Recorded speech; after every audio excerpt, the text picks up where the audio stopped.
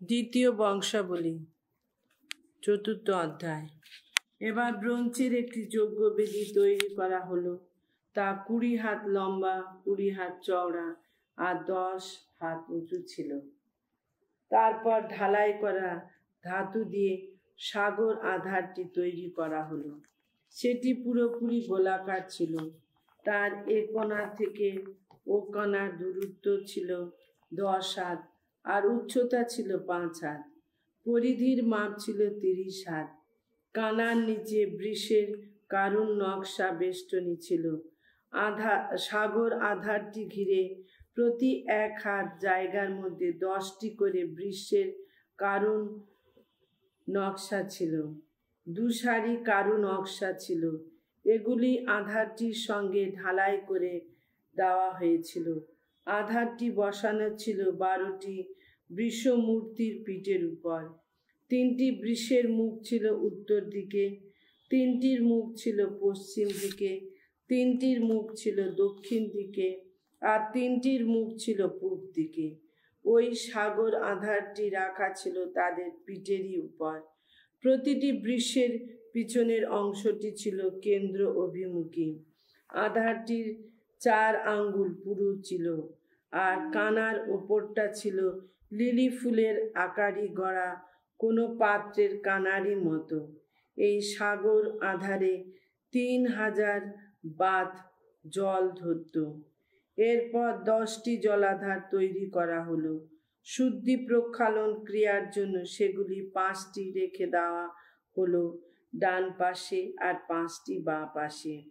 পূর্ণাহুতির কাজে ব্যবহৃত সব কিছু সেই আধারগুলির জলে ধুয়ে নেওয়া হতো। সাগর আধারটির জল কিন্তু যাজকদের শুদ্ধি প্রক্ষালন ক্রিয়ার জন্যই ব্যবহৃত হতো। সোনার 10টি প্রদীপদান যথাবিহিত আকারে তৈরি করা হলো। সেগুলি রেখে দেওয়া হলো বৃহৎ গৃহটিতে, 5টি ডান পাশে আর 5টি বাঁ পাশে। 10টি মেজ তৈরি করা হলো। সেগুলি রেখে দেওয়া ছিল বৃহৎ গৃহটিতে, 5টি ডান পাশে আর 5টি বাঁ পাশে। সোনার 100টি সিঁচন পাত্র তৈরি করা হলো। যাজকদের প্রাঙ্গণটি ও বড় প্রাঙ্গণটি গেঁথে তোলা হলো এবং বড় প্রাঙ্গণটির জন্য বিভিন্ন তরুণ দ্বার তৈরি করা হলো। এই তরুণ দ্বারগুলির গায়ে ব্রোঞ্জের পাত মুড়ে দেওয়া হলো। এবার সাগর আধারটি এনে রাখা হলো মন্দিরের ডান পাশে, দক্ষিণ পূব দিকে। শেষে হিরাম যত ভস্য পাত্র, বেলচা ও সিঁচন পাত্র তৈরি করল। এইভাবে ঈশ্বরের মন্দিরে হিরাম রাজা সলোমনের জন্য যে কাজ করতে উদ্যোগী হয়েছিল সে তা সেরে নিল। অর্থাৎ স্তম্ভ দুটির উপরে বসানো মাথলা দুটি এবং দুটির স্ফীত অংশটি, স্তম্ভ দুটির উপরে বসানো ওই দুটি মাথলার স্ফীত অংশটি অলঙ্কৃত করার উদ্দেশ্যে জালির কারিকার্য দুটি, স্তম্ভ দুটির উপরে বসানো দুটি মাথলার স্ফীত অংশটি অলঙ্কৃত করার উদ্দেশ্যে জালির কারুকার্য দুটির জন্য গড়া 400টি ডালিমের কারু নকশা।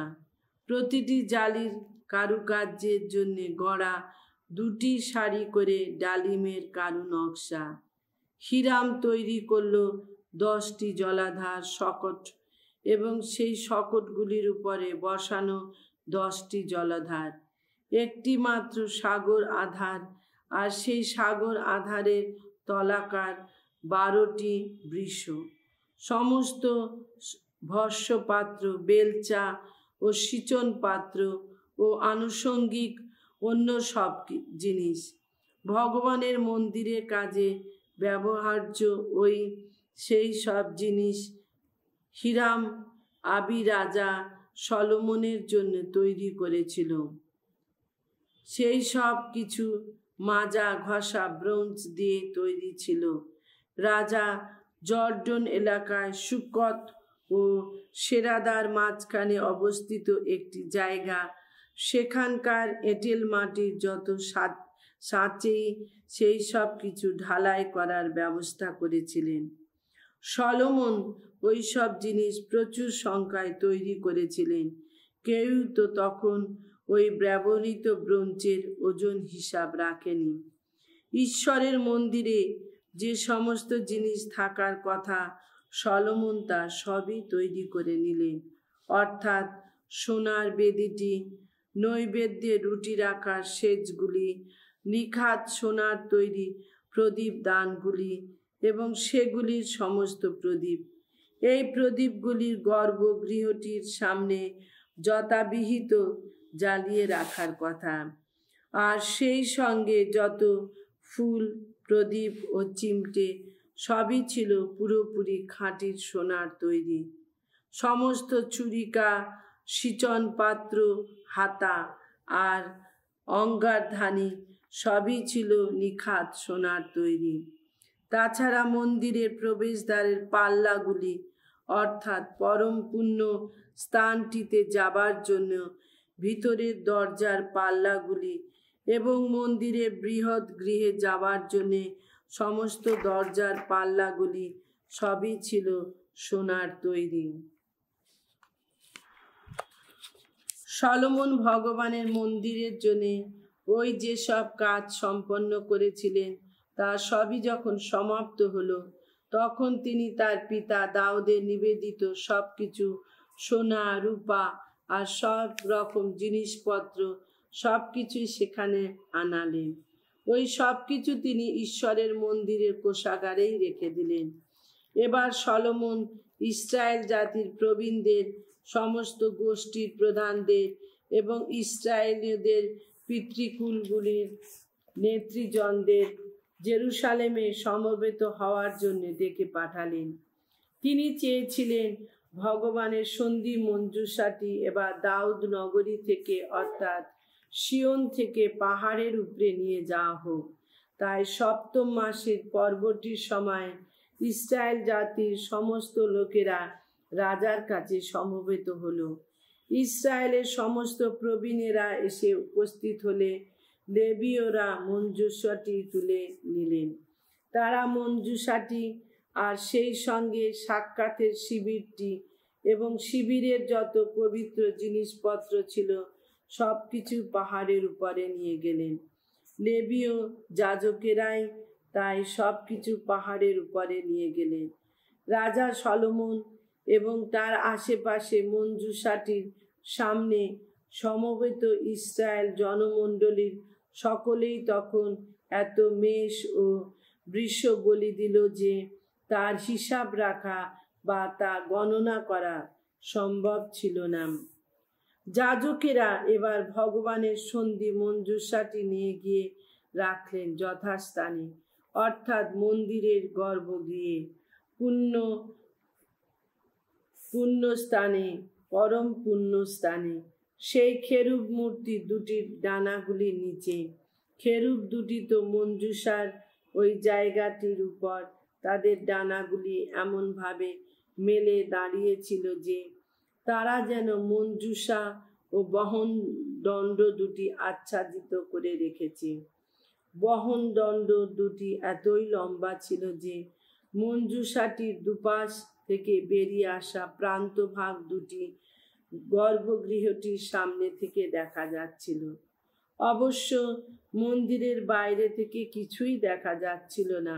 আজও পর্যন্ত সেই দুটি সেখানে তেমনি রয়েছে। মঞ্জুষাটির মধ্যে কিছুই ছিল না, শুধু সেই দুটি লিপিফলক ছাড়া। ইসরায়েলীয়রা মিশর থেকে চলে আসার পর ভগবান যখন তাদের সঙ্গে সন্ধি সম্পাদন করেছিলেন, তখন মোশি নিজে হোরেব পর্বতে সেই দুটিকে মঞ্জুষার মধ্যে তুলে রেখেছিলেন। এই সময় হলো কি, যাজকেরা যখন পুণ্যস্থান থেকে বেরিয়ে এলেন, আসলে সেদিন বিভিন্ন যাজক দলের পালাক্রম রক্ষা না করে সেখানে উপস্থিত সমস্ত যাজকেরাই নিজেদের সূচি শুদ্ধ করে নিয়েছিলেন এবং লেবীয় গায়কেরাও তেমনি সকলে উপস্থিত ছিলেন। আসাফ, হেমান ও জেদুথুন এবং তার পুত্রেরা ও ভাইরা সেরা খোমের পোশাক পরে করতাল, সেতার ও বীণা হাতে নিয়ে যজ্ঞবেদীর পূর্ব দিকে দাঁড়িয়েছিলেন। তাদের সঙ্গে ছিলেন 120 জন যাজক। তারা তুরি বাজাচ্ছিলেন। তুরি বাদকেরা ও গায়কেরা সবাই মিলে তখন একই সুরে ধ্বনিত করতে লাগলেন ভগবানের স্তুতিগান, তার জয়কীর্তন। ভগবানের স্তুতিগান করে তারা তখন মুক্ত কণ্ঠে গাইছিলেন, কত না মঙ্গলময় তিনি, তার দয়া সে তো চিরকালেরই দয়া। আর সেই সঙ্গে বাজছিল তুর্য, করতাল, আরো নানা বাদ্যযন্ত্র। তখন মন্দিরটি, স্বয়ং ভগবানেরই মন্দিরটি একটি মেঘে ভরে গেল। ফলে যাজকেরা তখন তাদের সেবা কর্ম সম্পন্ন করতে সেখানে আর থাকতে পারলেন না, কেননা ঈশ্বরের মন্দির জুড়ে তখন ঐশ মহিমা বিরাজ করছিল। 6 অধ্যায়। সেই সময় সলোমন বললেন, ভগবান তো ঘোষণা করেছেন তিনি ঘন মেঘের বুকেই বাস করবেন। ওগো, আমি তো এখানে তোমারই জন্যে দর্শনীয় একটি বাসভবন গড়ে তুলেছি। আহা, গড়ে তুলেছি এমনই একটি আবাস যেখানে তুমি চিরদিন থাকতে পারবে। ইসরায়েলের সবাই তখন সেখানে একসঙ্গে দাঁড়িয়ে রয়েছে। রাজা এবার ঘুরে দাঁড়িয়ে এই সভায় সমবেত ইসরায়েলের সবাইকে আশীর্বাদ করলেন। তিনি বললেন, ধন্য ধন্য ইসরায়েলের ঈশ্বর ভগবান, তিনি নিজের মুখে আমার পিতা দাউদকে যে প্রতিশ্রুতি দিয়েছিলেন, তিনি তো এখন নিজের কাজের মধ্য দিয়ে তা পূর্ণই করেছেন। তিনি তো বলেইছিলেন, মিশর দেশের বাইরে আমি আপন জাতির মানুষদের এখানে নিয়ে আসার পর আমি তো কখনো ইসরায়েলের সমস্ত গোষ্ঠীগুলির এলাকাভুক্ত এমন কোনো নগর বেছে নিইনি যেখানে আমার নামে অধিষ্ঠান ভূমি হিসাবে একটি মন্দির গেঁথে তোলা হবে।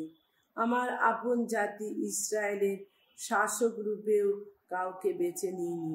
তবে এখন আমি আমার নামের অধিষ্ঠান ভূমি হিসাবে জেরুসালেমকে বেছে নিয়েছি এবং আমার আপন জাতি ইসরায়েলের অধিপতি হিসাবে দাউদকেই বেছে নিয়েছি। এক সময় আমার পিতা দাউদ মনে মনে চেয়েছিলেন যে ইসরায়েলের ঈশ্বর ভগবানের সম্মানে একটি মন্দির তিনি গেঁথে তুলবেন।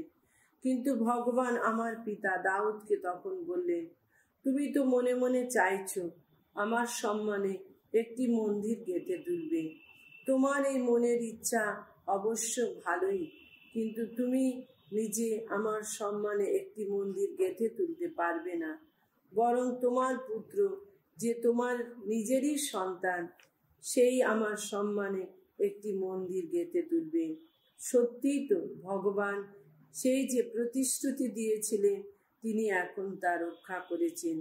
আমি তো আমার পিতা দাউদের উত্তরাধিকারী হয়ে ইসরায়েলের এই রাজ সিংহাসনে বসেছি, ভগবানের প্রতিশ্রুতির মতোই বসেছি। আর এখন আমি তো ইসরায়েলের ঈশ্বর ভগবানের সম্মানে মন্দিরটি গেঁথেই তুলেছি এবং ভগবান ইসরায়েলদের সঙ্গে যে সন্ধি সম্পাদন করেছেন, আমি এই মন্দিরে সেই সন্ধির লিপি ফলক দুটির আধারটি অর্থাৎ মঞ্জুষাটিও রেখে দিয়েছি। সলোমন এবার ভগবানের যজ্ঞবেদীর সামনে এসে দাঁড়িয়ে এই সভায় সমবেত ইসরায়েলের সকলের উপস্থিতিতে দুহাত তুলে প্রার্থনা করলেন।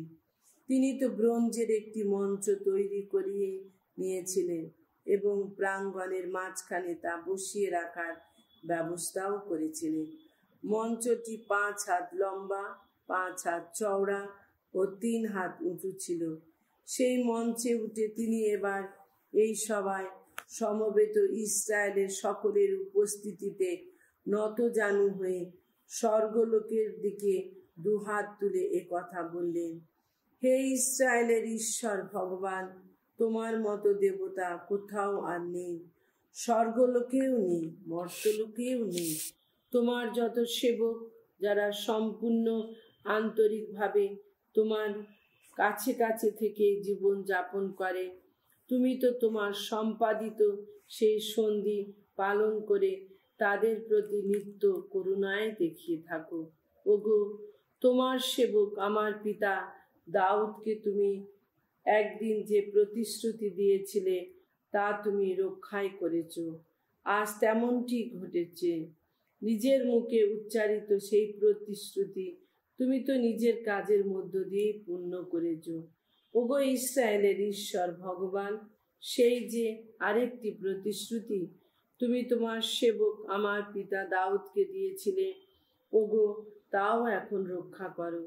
তাকে তুমি তো এ কথা বলেছিলে, তোমার বংশধরেরা যদি সাবধানে চলে, তুমি নিজে যেমন আমার কাছে কাছে থেকে জীবন যাপন করেছ, তারাও যদি আমার বিধান পালন করে সেই মতো জীবন যাপন করে, তাহলে আমার অনুগ্রহে ইসরায়েলের রাজ সিংহাসনে বসবার মতো বংশধরের অভাব কোনোদিনই হবে না। তাই ওগো ইসরায়েলের ঈশ্বর ভগবান, তোমার সেবক দাউদকে তুমি সেই যে প্রতিশ্রুতি দিয়েছিলে, দোহাই তোমার, এখন তা তুমি সত্যই করো। ঈশ্বর কি সত্যই এবার এই পৃথিবীতে মানুষের সঙ্গে বাস করবেন? স্বর্গলোক, ঊর্ধ্বতম স্বর্গলোক ও তোমাকে যে ধারণ করতে পারে না, তাহলে তার চেয়ে কত কমই না পারবে এই মন্দির যা আমি গেঁথে তুলেছি। তবু ওগো আমার ঈশ্বর ভগবান, তোমার এই সেবকের প্রার্থনা, তার এই মিনতি মন দিয়ে শোনো। তোমাকে ডেকে তোমার সেবক এই যে ব্যাকুল আবেদন আজ তোমাকে জানাচ্ছি, ওগো তাতে সাড়া দাও। তুমি নিশিদিন এই মন্দিরটির দিকে তাকিয়ে থেকো, ওগো তাকিয়ে থেকো এই স্থানটির দিকে যেখানে তুমি তোমার নামে নিত্য অধিষ্ঠান ঘটাবে বলেই প্রতিশ্রুতি দিয়েছ। তোমার এই সেবক যখন এই স্থানটির দিকে মুখ করে প্রার্থনা করবে, তখন সেই প্রার্থনা কান পেতেই শুনো। এই স্থানটির দিকে মুখ করে তোমার সেবক ও তোমার ইসরায়েল জাতির লোকেরা যখন যে মিনতি জানাবে, ওগো তখন কান পেতেই শোনো তুমি। হ্যাঁ, তোমার সেই আপন বাসস্থান থেকে, স্বর্গলোক থেকে কান পেতে শোনো তুমি। শোনো আর ক্ষমাই করো। কেউ অন্য কারোর প্রতি কোনো অপরাধ করলে তাকে যদি সেই ব্যাপারে কোনো অভিসম্পাত উচ্চারণ করিয়ে শপথ করতে বাধ্য করা হয়, এবং সে যদি তখন এই মন্দিরে এসে তোমার বেদির সামনে সেই শপথ গ্রহণ করে, তাহলে দোহাই তোমার, স্বর্গলোক থেকে কান পেতে শুনো, আর তুমি তখন যা করার তাই করো। তোমার দুই সেবকের ব্যাপারে ন্যায্য বিচার করো। যে লোক অপরাধী, আর তার মাথার উপর তার আচরণের প্রতিফল নামিয়ে এনে তাকে উচিত শাস্তি দিও। আর যে লোক নির্দোষ, তার নির্দোষতার যথাযোগ্য পুরস্কার দিয়ে তাকে নির্দোষ বলে প্রমাণ করো। তোমার এই ইসরায়েল জাতির লোকেরা তোমার কাছে পাপ করেছে বলে যদি কখনো শত্রুর হাতে পরাজিত হয়, কিন্তু পরে তারা যদি মন ফিরিয়ে মুক্ত কণ্ঠে তোমার নামের প্রতি শ্রদ্ধা জ্ঞাপন করে এই মন্দিরে তোমার সামনে দাঁড়িয়ে তারা যদি প্রার্থনা করে মিনতি জানায়, তাহলে দোহাই তোমার, স্বর্গলোক থেকে কান পেতে শুনো তুমি। তোমার এই ইসরায়েল জাতির লোকদের পাপ ক্ষমাই করো, এবং এই যে দেশ তুমি তাদের হাতে এবং তার পিতৃপুরুষদের হাতে তুলে দিয়েছ, সেই দেশে তাদের ফিরিয়ে এনো। এই জাতির লোকেরা তোমার কাছে পাপ করেছে বলে নবমণ্ডলের দ্বারগুলি তুমি যদি কখনো বন্ধ হয়ে যায়, বৃষ্টি যদি আর নাই পড়ে, কিন্তু পরে তারা যদি এই স্থানটির দিকে মুখ করে প্রার্থনা করে, মুক্ত কণ্ঠে তোমার নামের প্রতি শ্রদ্ধা জ্ঞাপন করে, তুমি তাদের শাস্তি দিয়েছ বলে তারা যদি তখন তাদের সেই পাপের পথ ছেড়ে ফিরেই আসে, তাহলে দোহাই তোমার, স্বর্গলোক থেকে কান পেতে শুনো তুমি। তোমার এই সেবকদের, তোমার ইসরায়েল জাতির লোকদের যে সৎ জীবনের পথে চলা উচিত, সেই সৎ জীবনের কথা তাদের বুঝিয়ে দেওয়ার পর ওগো তাদের পাপ ক্ষমাই করো। আর এই যে দেশ তুমি তোমার আপন জাতির মানুষদের হাতে তার নিজস্ব ভূসম্পত্তি হিসাবে তুলে দিয়েছ, সেই দেশের উপর বৃষ্টি নামিয়ে এনো।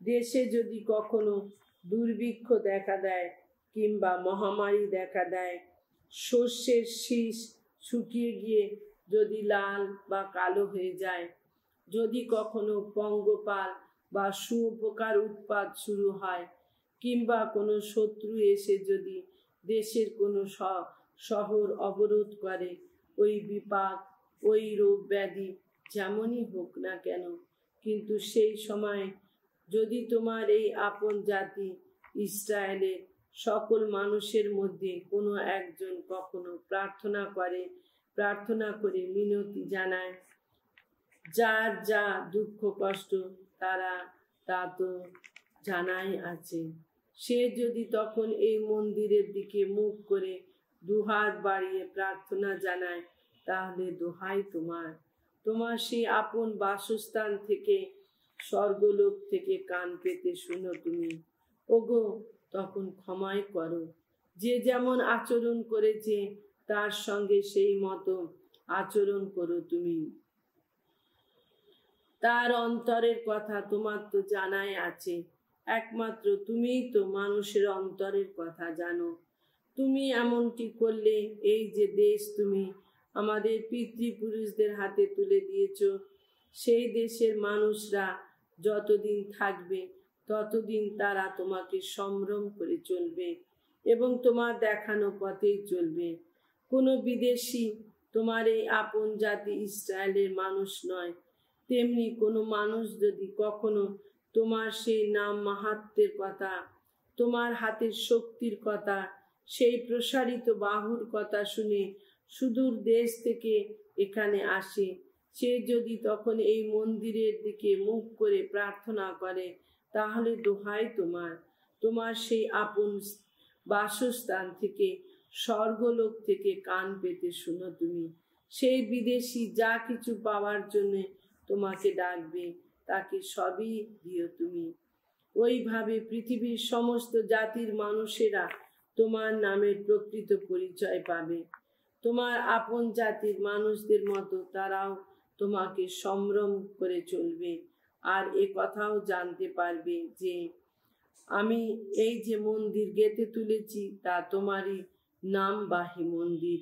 তোমার এই আপন জাতির মানুষেরা যখন তাদের শত্রুর বিরুদ্ধে সেইখানে যুদ্ধ করতে যাবে যেখানে তুমি তাদের পাঠাবে, আর সেই সময়ে তারা যখন তোমার মনোনীত ওই নগরীর দিকে মুখ করে তোমার সম্মানে আমি এই যে মন্দির গেঁথে তুলেছি সেই মন্দিরের দিকে মুখ করে তোমার কাছে প্রার্থনা জানাবে, তখন দোহাই তোমার, স্বর্গলোক থেকে তাদের সেই প্রার্থনা, সেই মিনতি কান পেতে শুনো তুমি, তাদের ন্যায্য অধিকার রক্ষাই করো। এই জাতির মানুষেরা যদি কখনো তোমার কাছে কোনো পাপ করে, মানুষ মাত্রই তো পাপ করে, আর তখন তাদের উপর ক্রুদ্ধ হয়ে তুমি যদি শত্রুর হাতে তাদের তুলে দাও, বন্দি করে যদি কাছে বা দূরে কোনো দেশে তাদের নিয়ে যাওয়া হয়, আর সেই সময় যে দেশে তাদের বন্দি অবস্থায় নিয়ে যাওয়া হয়েছে সেইখানে তাদের যদি চেতনা হয়, ওই যে দেশে তখন বন্দি হয়ে আছে তারা, সেখানে থাকতেই তারা যদি মন ফিরিয়ে মিনতি জানায়, যদি বলে হ্যাঁ পাপ করেছি, আমরা অন্যায় অধর্ম করেছি, ওই যে দেশে তাদের বন্দি অবস্থায় নিয়ে যাওয়া হয়েছে, যে দেশে তখন বন্দি হয়ে আছে তারা, সেখানে থাকতে তারা যদি মনে প্রাণে তোমার কাছে আবার ফিরে আসে, এবং তুমি এই যে দেশ তাদের পিতৃপুরুষদের হাতে তুলে দিয়েছ, তারা যদি সেই দেশের দিকে মুখ করে, তুমি এই যে নগরী বেছে নিয়েছ তারই দিকে মুখ করে, এবং তোমার সম্মানে আমি যে এই মন্দির গেটে তুলেছি তারই দিকে মুখ করে প্রার্থনা করে, তাহলে দোহাই তোমার সেই আপন বাসস্থান থেকে, স্বর্গলোক থেকে তাদের সেই প্রার্থনা ও মিনতি শুনো। তাদের ন্যায্য অধিকার রক্ষা করো। তোমার বিরুদ্ধে গিয়ে তোমার এই যে আপন জাতির মানুষেরা পাপ করেছে, ওগো, তখন তাদের ক্ষমা করো। ওগো ঈশ্বর আমার, এইখানে কেউ যখন কোনো প্রার্থনা জানাবে তখন দোহাই তোমার তার দিকে চোখ তুলে তাকিও, তার প্রার্থনা কান পেতেই শোনো তুমি। ওগো প্রভু ঈশ্বর, তোমার জন্য প্রস্তুত আছে এই যে বিশ্রামের স্থান, ওঠো, এবার সেইখানে চলে এসো তুমি। তোমার সঙ্গে আসুক তোমার শক্তির আসন এই মঞ্জুষাটি। ওগো প্রভু ঈশ্বর, তোমার যাজকেরা প্রাণ বসনে বিবসিত থাকুক। তুমি কত মঙ্গলময়, তা দেখে আনন্দ করুক তোমার যত ভক্তজন। ওগো প্রভু ঈশ্বর, তোমার এই অভিষিক্ত জনকে তুমি ফিরিয়ে দিও না। মনে রেখো ওগো, তোমার সেবক দাউদের প্রতি তোমার সেই অপার করুণার কথা।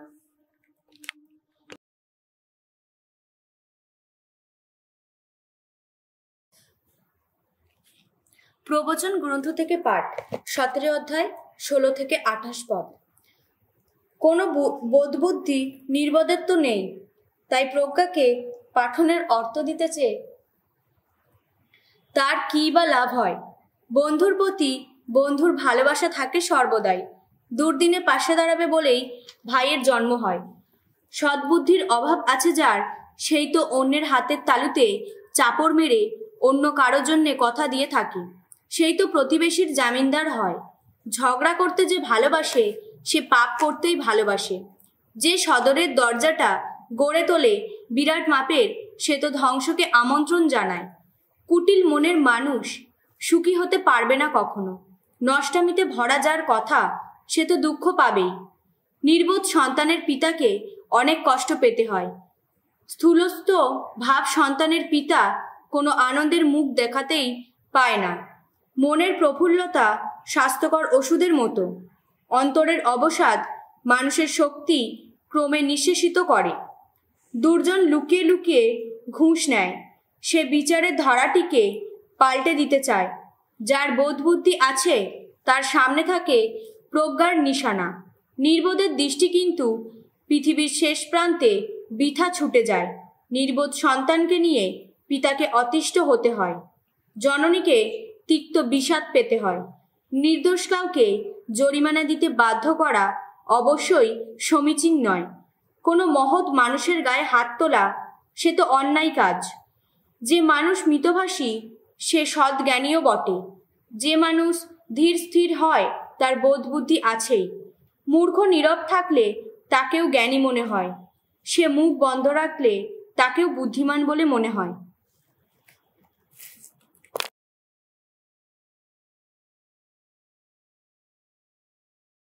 রোমিওদের কাছে সাধু পলের ধর্মপত্র, 6 অধ্যায়। তাহলে এখন আমরা কি বলবো? ঐশ অনুগ্রহ আরো অপর্যাপ্ত হওয়ার ধারায় নেমে আসবে, এই আশা নিয়ে আমরা কি তাহলে পাপ করতেই থাকবো? না, নিশ্চয়ই নয়। আমরা তো পাপের দিক থেকে মৃতই হয়ে আছি। সুতরাং আমরা কি করেই বা সেই পাপের মধ্যেই আবার জীবন কাটাবো? তোমরা কি এই কথা জানো না যে দীক্ষা স্নানে খ্রিস্ট যিশুতে অবগাহিত হয়ে আমরা সকলে তার মৃত্যুর মধ্যেই অবগাহিত হয়েছি, আর তাই দীক্ষা স্থানে আমরা তার সঙ্গে সমাহিত হয়েছি, তার সঙ্গে মৃত্যুতেই সমাহিত হয়েছি, যাতে মৃতদের মধ্য থেকে খ্রিস্ট যেমন পিতার মহিমা শক্তিতে পুনরুত্থিত হয়েছেন, তেমনি আমরাও যেন এক নবজীবনের পথে চলতে পারি। কারণ আমরা যখন তার মতো মৃত হয়ে তার সঙ্গে এক হয়ে গিয়েছি, তখন তার মতো পুনরুত্থিত হয়ে তার সঙ্গে আমরা তো তেমনি এক হবই। আমরা তো জানি খ্রিস্টের সঙ্গে আমাদের পুরনো আমিটাও ক্রুশবিদ্ধ হয়েছে। সেই পাপ সত্তাটা যাতে বিনষ্ট নয়, আমরা যেন তার পাপের দাস হয়ে না থাকি, কারণ মৃত্যু যার হয়েছে সে পাপ থেকে মুক্তিই পেয়েছে। কিন্তু খ্রিস্টের সঙ্গে আমাদের যখন মৃত্যু হয়েছে, তখন এই কথা বিশ্বাস করি যে তার সঙ্গে আমরা জীবিতও থাকব, কারণ আমরা জানি মৃতদের মধ্য থেকে পুনরুত্থিত খ্রিস্টের আর মৃত্যু নেই, তার ওপর মৃত্যুর আর কোনো কর্তৃত্বও নেই। আসলে তিনি যে মৃত থেকে পুনরুত্থিত খ্রিস্টের মৃত হয়েছিলেন, পাপের দিক থেকে মৃত হয়েছিলেন একবার চিরকালের মতো, কিন্তু এখন তিনি যে জীবিত, ঈশ্বরেরই জন্য জীবিত, তেমনি তোমরাও তোমাদের নিজেদের মনে করা উচিত পাপের দিক থেকে তোমরা মৃত, মনে করা উচিত তোমরা জীবিত ঈশ্বরেরই জন্য, খ্রিস্ট যিশুরই আশ্রয়। তাই বলছি, পাপ তোমাদের মরণশীল দেহটার মধ্যে যেন রাজত্ব না করে, তোমাদের যেন দৈহিক কামনা বাসনার গোলাম করে না রাখে। তোমরা নিজেদের অঙ্গ প্রত্যঙ্গ অধর্মের হাতিয়ার করে পাপের হাতে তুলে দিও না, বরং মৃতদের মধ্য থেকে সঞ্জীবিত মানুষ বলে তোমরা নিজেদের উৎসর্গ করো ঈশ্বরেরই সেবায়। ধার্মিকতার হাতিয়ার করে নিজেরা অঙ্গ প্রত্যঙ্গ তোমরা নিবেদন করো ঈশ্বরেরই সেবায়। দেখো, পাপ তাহলে তোমাদের ওপর আর কোনো কর্তৃত্বই করতে পারবে না, কেননা তোমরা তো বিধানের অধীন হয়ে থাকা মানুষ নও, তোমরা তো বরং ঐশ অনুগ্রহেরই অধীন। তাই আমার প্রশ্ন, আমরা যখন বিধানের অধীন নই, বরং ঐশ অনুগ্রহেরই অধীন, আমরা কি তাহলে পাপ করতে পারি? না, নিশ্চয়ই নয়। তোমরা কি এই কথা জানো না যে কারণ অনুগ্রহ হবে বলে তোমরা যদি তারই হাতে নিজেদের দাস রূপে তুলে দাও, তাহলে তোমরা এই যার অনুগত হয়ে থাকছো, তোমরা সত্যি তার দাস। তার মানে এই প্রসঙ্গ হয় তোমরা পাপের দাস, এর ফল মৃত্যু, না হয় তোমরা ঈশ্বরের অনুগত্যেরই দাস, এর ফল ধার্মিকতা। পরমেশ্বরকে ধন্যবাদ, কেননা তোমরা একদিন পাপেরই দাস ছিলে, অথচ যে ধর্মশিক্ষার আদর্শে তোমাদের দীক্ষিত করা হয়েছে তোমরা তো আন্তরিকভাবেই পালন করেছ এবং পাপের বন্ধন থেকে মুক্ত হয়ে এখন হয়ে উঠেছ ধার্মিকতারই দাস। তোমরা রক্ত মাংসের দুর্বল মানুষ বলে আমি এখানে সাধারণ মানুষের ভাষাতেই কথা বলছি। তোমরা যেমন আগে তোমাদের অঙ্গ প্রত্যঙ্গ অসুচিতা ও অনাচারের হাতে তুলে দিয়ে নিজেদের করে তুলেছিলে অসুচিতা ও অনাচারেরই দাস, আর তাতে হয়ে উঠেছিলে ঘোর অনাচারী, তেমনিভাবে তোমরা এখন তোমাদের অঙ্গ প্রত্যঙ্গ ধার্মিকতার হাতে তুলে দিয়ে নিজেদের করে তোলো ধার্মিকতারই দাস, তাহলে তোমরা পবিত্রই হয়ে উঠবে। যখন পাপের দাস ছিলে তখন তোমরা তো ধার্মিকতার নিয়ন্ত্রণ থেকে মুক্তই ছিলে, কিন্তু তাতে তোমাদের কি বা লাভ হয়েছিল? তখন যা পেয়েছিলে তার জন্যে তোমরা যে এখন লজ্জাই বোধ করছো, কেননা ওসবের শেষ পরিণাম তো মৃত্যু। কিন্তু এখন তোমরা এই যে পাপের বন্ধন থেকে মুক্ত হয়ে পরমেশ্বরের দাস হয়ে উঠেছো, তাতে তোমরা যা পাচ্ছ তার ফলে তোমরা তো পবিত্রই হয়ে উঠেছো, আর এর শেষ পরিণাম তো শাশ্বত জীবন। কেননা পাপ যে মজুরি দেয় সেই মজুরি যে মৃত্যু, কিন্তু পরমেশ্বর নিতান্তই অনুগ্রহ করে যা দান করেন, সেই দান তো শাশ্বত জীবন, আমাদের প্রভু খ্রিস্ট যিশুরই আশ্রয়ে শাশ্বত জীবন।